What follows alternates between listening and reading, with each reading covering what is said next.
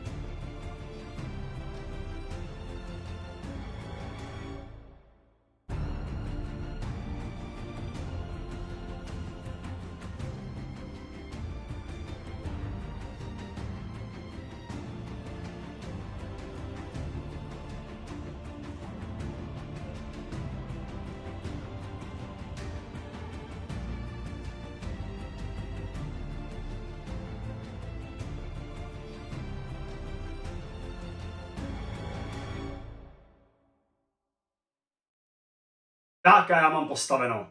Kleopsis, dcera smrti, povstala z podsvětí. A strašně se mi líbí tady na těch sochách od Sideshow to, že vy si vlastně tu sochu ještě jako dostavíte, že jo? Je tam ten textil, který si musíte vytvarovat, s tím se vždycky trošku peru.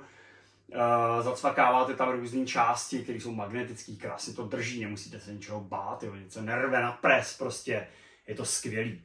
Tady na té soše oceňuju tak vizuál samozřejmě, líbí se mi hrozně. Ale ještě jako samozřejmě, jak jste si všimli, tak ty hlavy obsahuje dvě. Tuhletu bez masky a tuhletu, kterou jsem si tam nechal. A to je to, že já se s tím zase budu prát, kterou já tam mám sakra nechat. Protože obě jsou úžasný.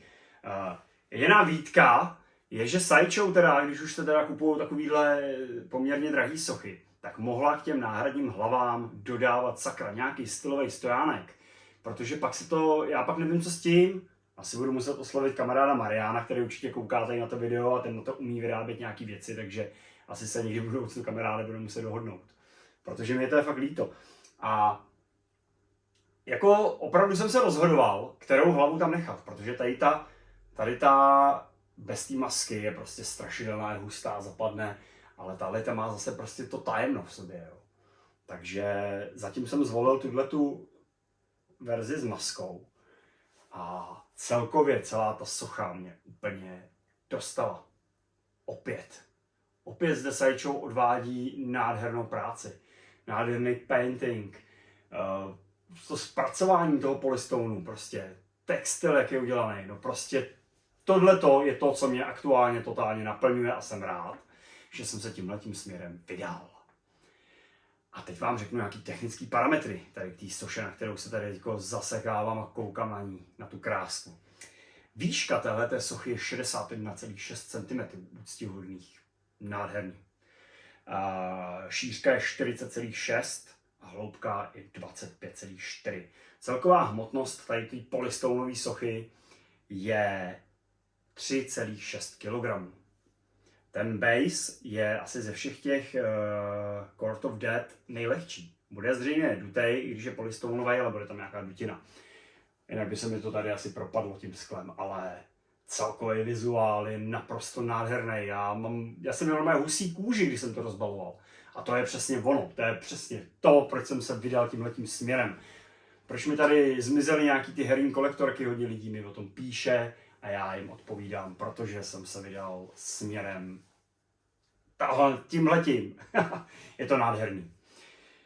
Takže asi to tím zároveň ukončím, protože víc vám o tom říkat nebudu. Viděli jste sestavení, vidíte Kleopsis v plný svojí kráse. Je nádherná, ta socha je opravdu nádherná. Víc k tomu asi říct nemůžu. Žádný mínus na ní nenajdu, jediný to, že mohli Sideshow dodávat stojánek na ty náhradní hlavy, protože vedle toho by vypadalo moc hezky. Má to klínek, takže zřejmě budu muset něco vyrobit, anebo oslovit Mariana. Díky, že jste došli konci tady toho videa, který mě strašně bavilo.